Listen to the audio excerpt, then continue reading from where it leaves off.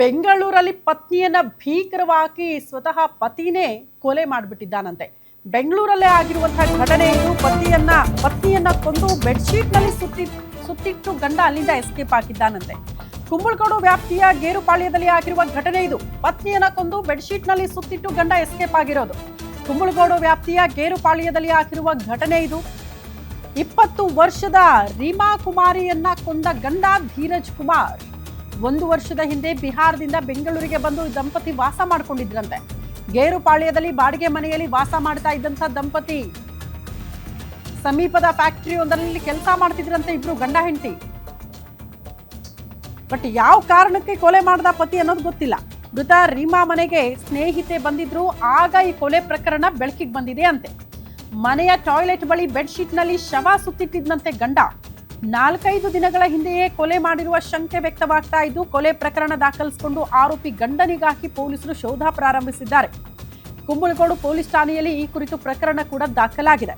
ಕೌಟುಂಬಿಕ ಕಲಹ ಇರುತ್ತೆ, ಕೋಪ ಇರುತ್ತೆ, ಬಟ್ ಆ ಕಾರಣಕ್ಕೆ ಇತ್ತೀಚೆಗೆ ಕೊಲೆ ಮಾಡುವಂತಹ ಪ್ರಕರಣಗಳೇ ಜಾಸ್ತಿ ಆಗ್ತಾ ಇದೆ. ಬಿಹಾರ ಮೂಲದವರಂತೆ ಬೇಸಿಕಲಿ ಬೆಂಗಳೂರಲ್ಲಿ ವಾಸ ಮಾಡ್ಕೊಂಡಿದ್ರು ಅನ್ನೋದ್ರ ಬಗ್ಗೆ ಮಾಹಿತಿ ಸಿಗ್ತಾ ಇದೆ.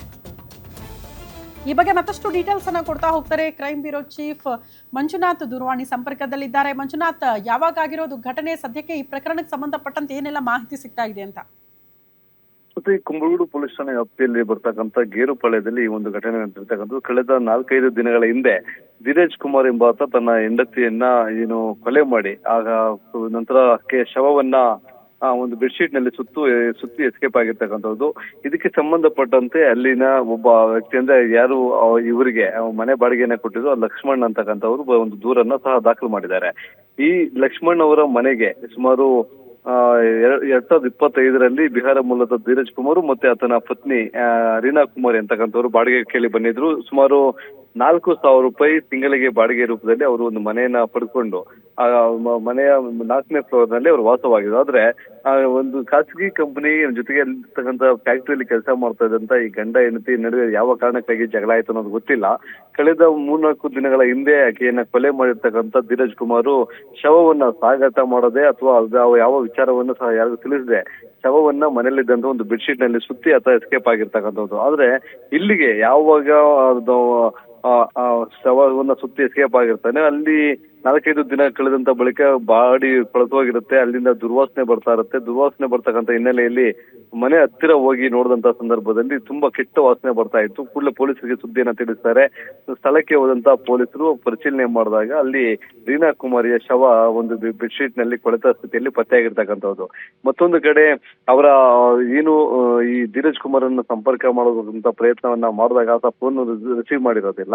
ಜೊತೆಗೆ ಇಲ್ಲೂ ಅವ್ರ ಸಂಬಂಧಿಕರನ್ನು ಸಹ ಯಾರನ್ನ ವಿಚಾರಿಸಿದ್ರೆ ಅಲ್ಲಿ ಸಹ ಹೋಗಿಲ್ಲ ಅನ್ನೋದು ಗೊತ್ತಾಗುತ್ತೆ. ಹೀಗಾಗಿ ಯಾವ ಕಾರಣಕ್ಕಾಗಿ ತನ್ನ ಹೆಂಡತಿಯನ್ನ ಕೊಲೆ ಮಾಡಿ ಬೆಡ್ಶೀಟ್ ನಲ್ಲಿ ಸುತ್ತಿಟ್ಟಿದ್ದಾನೆ ಅನ್ನೋದ್ರ ಬಗ್ಗೆ ಪ್ರಕರಣ ದಾಖಲಿಸಿಕೊಂಡಿರ್ತಕ್ಕಂಥ ಈಗ ಕುಂಬಳಗೋಡು ಪೊಲೀಸರು ತನಿಖೆಯನ್ನ ಮುಂದುವರಿಸಿದ್ದಾರೆ.